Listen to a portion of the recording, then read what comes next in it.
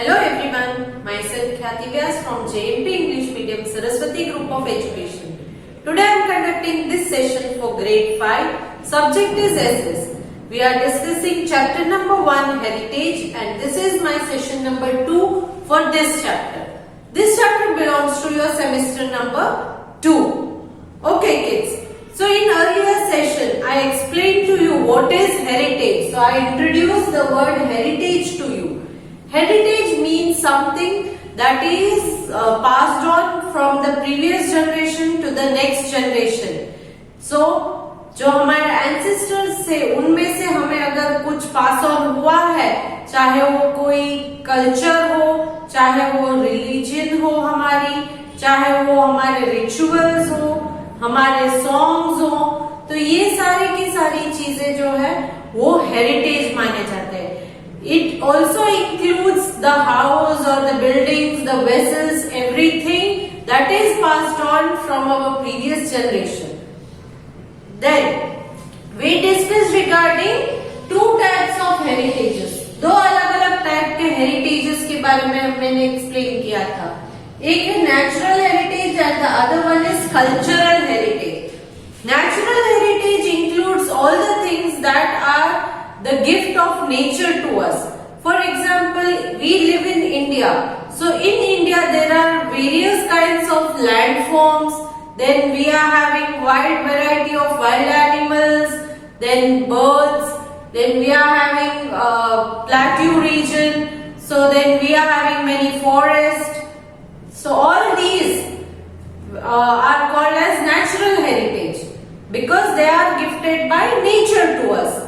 Other one is the cultural heritage. Second category is cultural heritage. Cultural heritage includes the monuments, buildings, means see you can see many old palaces here and there.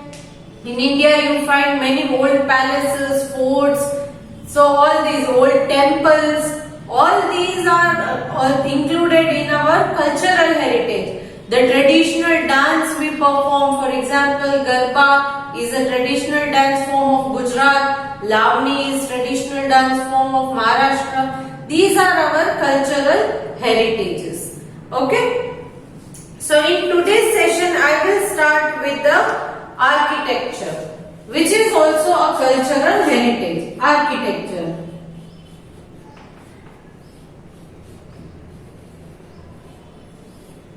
This is a very big topic, very elaborated explanations are given. So we'll go slowly and gradually. I will also share some pictures to you so that it becomes interesting.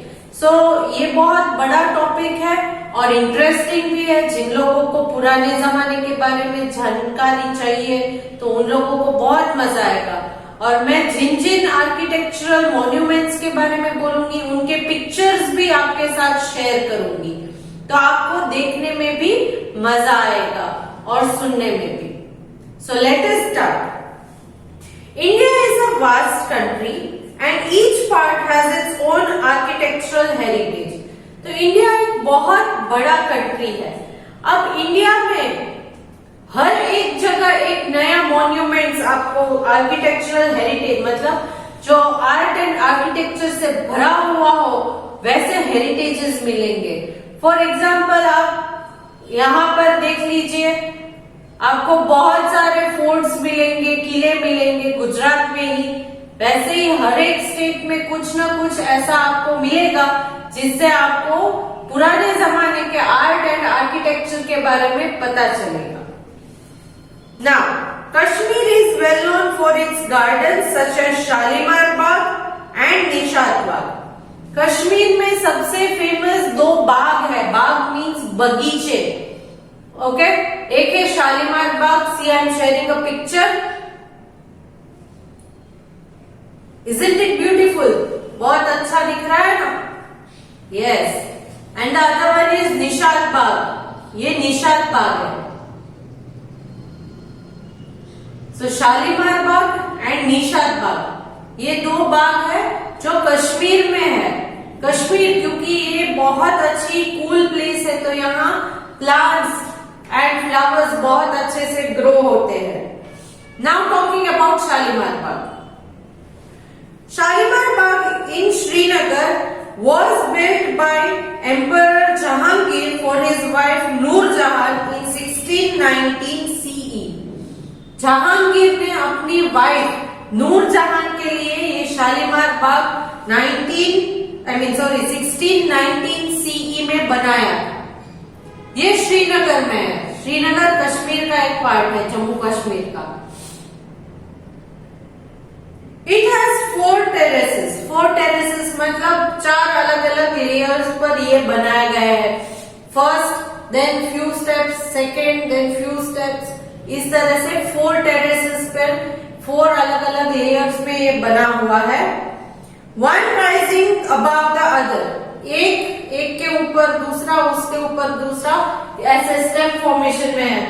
First, then climb up, second climb up, third climb up, fourth. तो ये शालीमार बाग जो है ये 4 terraces में बना हुआ है, built by Emperor Jahangir for his wife Noor Jahan in 1619 CE। 4 terraces है। The fourth and the best terrace was once reserved for the royal ladies। और सबसे ऊपर वाला जो 4th terrace है वो रॉयल लेडीज मतलब उनके जो रॉयल फैमिली की लेडीज होती थी उनके लिए ये रिजर्व रखा जाता था। सबसे ऊपर वाला क्यों रॉयल लेडीज के लिए रखा जाता था?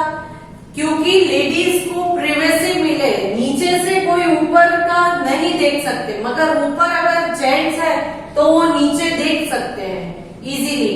मगर अगर आप नीचे खड़े हो तो आपके टेरेस में क्या हो रहा है वो आपको नहीं दिखेगा। इसीलिए लेडीज को ऊपर वाले टेरेस पर उनकी प्रिवेसी के लिए वो जगह उनको दी गई थी। नाउ निशात बाग।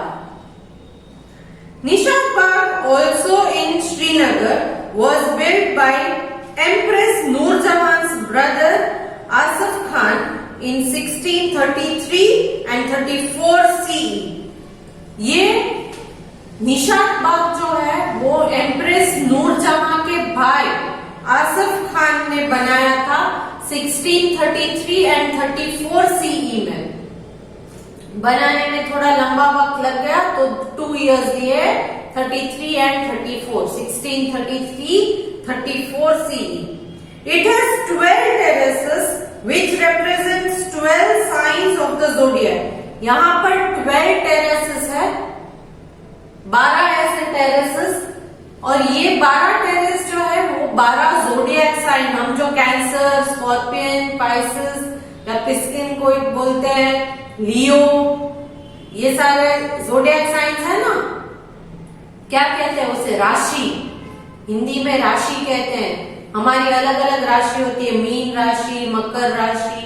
तो ये जो है उनकी ये 12 terraces they depict the zodiac science. ये 12 जोडियक साइन को डेडिकेटेड है ये 12 terraces. Clear? Okay. Now our national capital city Delhi also has several old monuments such as the Red Fort, Qutub Minar, the Hauz Khas and so on. Now I am sharing the pictures of each one of them. ये सारे के सारे हमारे national capital, हमारा national capital मतलब India, India is our nation and India's capital is yes new Delhi. तो new Delhi में भी बहुत सारे ऐसे आर्किटेक्चरल हेरिटेज है जिनमें एक है red fort. Isn't it beautiful? It is red because it is constructed by red stone. Red stone से कंस्ट्रक्ट किया गया है इसीलिए इसे रेड फोर्ट कहते हैं। देन कुतुब मीनार, मीनार मतलब खंभा जो होता है उसे मीनार कहते हैं, एकदम लंबा जो होता है तो मीनार। देन हौज खास,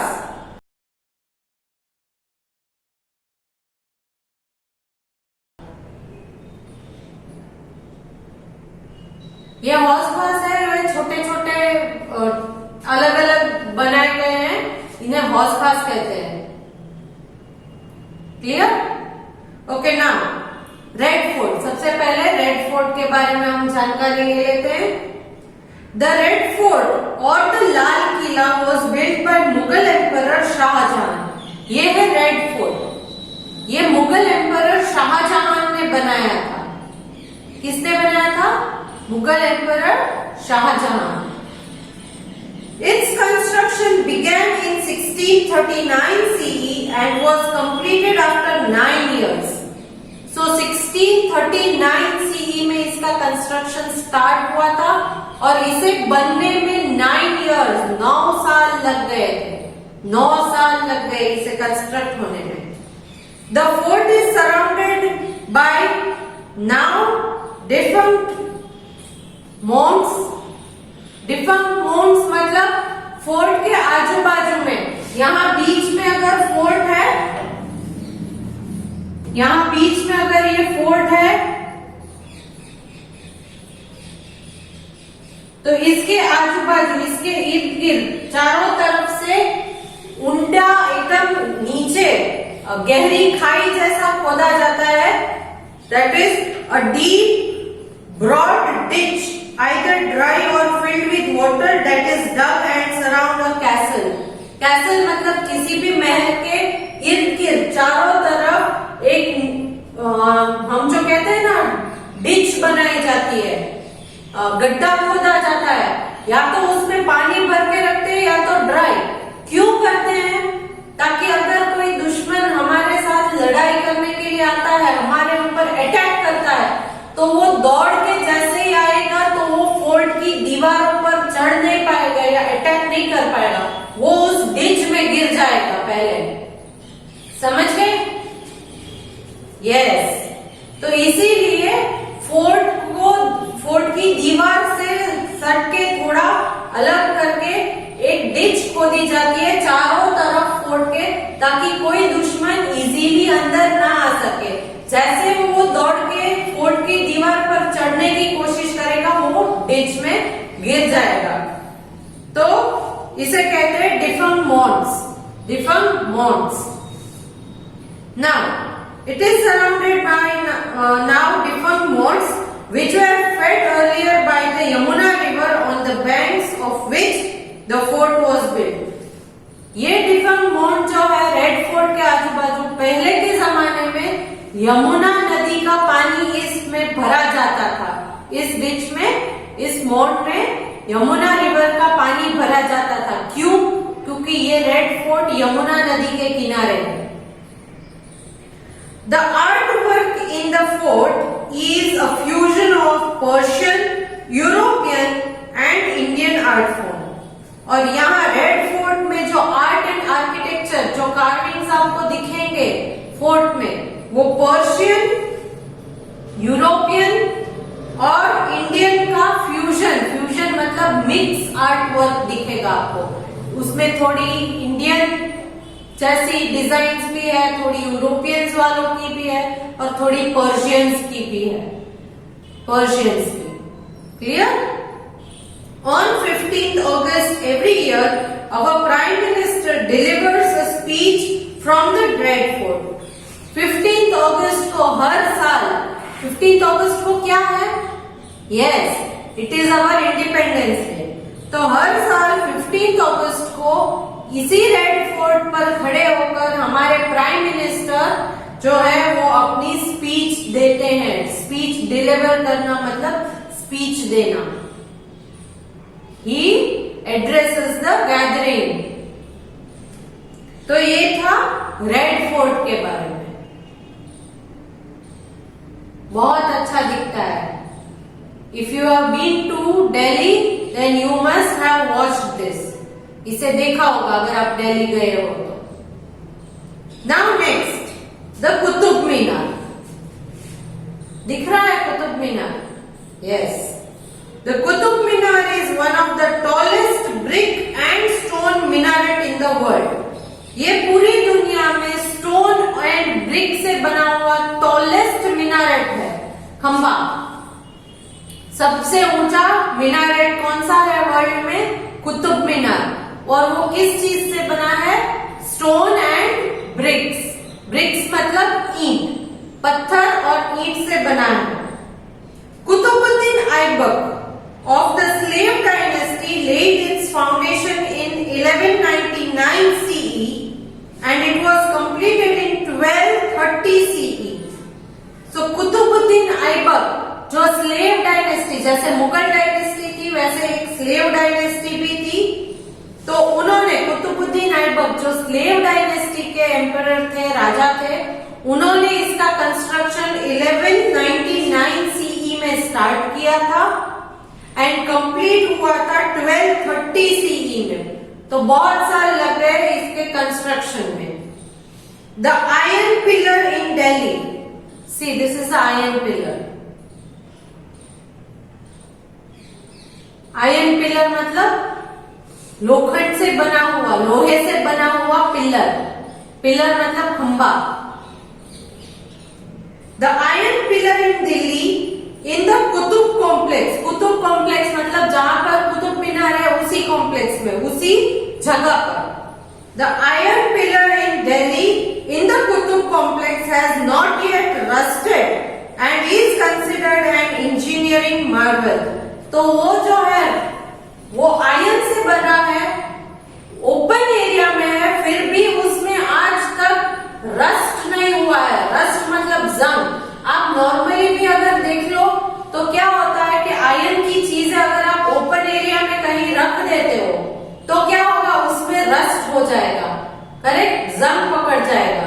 अगर आपके पास कोई पुराने जमाने की नाइफ है या सीजर्स है तो उसमें अगर आप देखो बहुत साल तक अगर यूज नहीं करोगे तो उसमें रस्ट हो जाएगा, जंग पकड़ जाएगा। मगर ये आयरन पिलर जो है वो इतने सालों से यहाँ पर कुतुब कॉम्प्लेक्स में है, फिर भी उसमें रस्ट नहीं चढ़ा है। तो इसीलिए इसे एक इंजीनियरिंग का मार्वल माना जाता है कि इसको बनाने के लिए जो इंजीनियर्स ने, तब के जमाने के इंजीनियर्स ने काम किया होगा, वो कितना अद्भुत काम किया होगा कि आज तक उस पिलर में रस्ट नहीं हुआ है।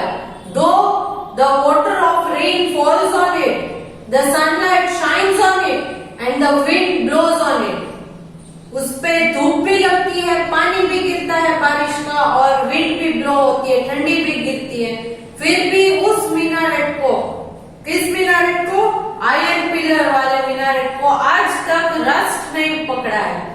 तो ये एक मार्वल है। नेक्स्ट, ताजमहल। दिख रहा है Taj Mahal? Yes, Taj Mahal in Agra, one of the new 7 wonders of the world, was built by Shah Jahan in the memory of his wife Mumtaz Mahal. तो ये ताजमहल है, इसको किसने बनाया था? शाहजहान ने। और क्यों बनाया था? शाहजहां ने ये क्यों बनाया था ताजमहल? अपनी वाइफ मुमताज महल की याद में, मेमोरी में बनाया था। ओके, और ये हमारे वर्ल्ड के जो 7 वंडर्स हैं उनमें से एक है ये ताजमहल। 7 वंडर्स मतलब 7 अजूबे हैं। अजूबे इसलिए कहा जाता है क्योंकि इस तरह का कैसे बना ये भी हमें सोचने में भी बहुत मुश्किल हो जाती है कि अरे ऐसा कैसे हो सकता है, ये कैसे बन गया, ये क्यों ऐसा हो रहा है। कभी कभी आप भी एकदम चौंक जाते हो। तो ऐसी चीजों को वंडर्स कहा जाता है। तो ये 7 वंडर्स हैं हमारे वर्ल्ड में, उनमें से एक है ये ताजमहल जो शाहजहां ने अपनी वाइफ मुमताज महल की याद में बनाया था। मुमताज महल के गुजर जाने के बाद उसकी याद में इस ताजमहल को बनाया गया है। It is made of white marble and is most popular with tourist the world over. ये पूरा का पूरा व्हाइट मार्बल से बनाया हुआ है ये ताजमहल, और ऑल ओवर द वर्ल्ड में बहुत फेमस है, टूरिस्ट अट्रैक्शन है।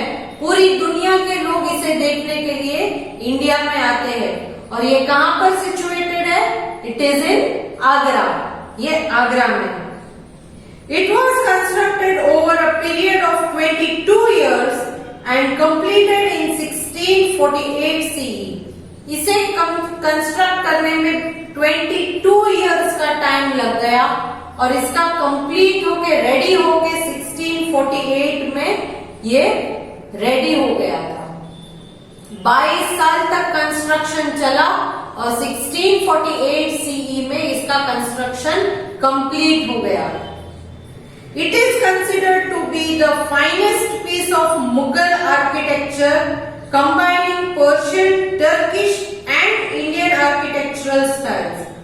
तो ये मुगल लोगों का आर्किटेक्चरल एक मॉन्यूमेंट है, क्योंकि शाहजहां एक मुगल एम्परर थे, तो मुगलों का ये बहुत अच्छा आर्किटेक्चर माना जाता है, जिसमें पर्शियन, टर्किश और इंडियन आर्किटेक्चर का कॉम्बिनेशन है। तीनों को मिक्स करके, तीनों के आर्किटेक्चर को, आर्ट को मिक्स करके इसे बनाया गया है ताजमहल को, पर्शियन, इंडियन एंड टर्किश।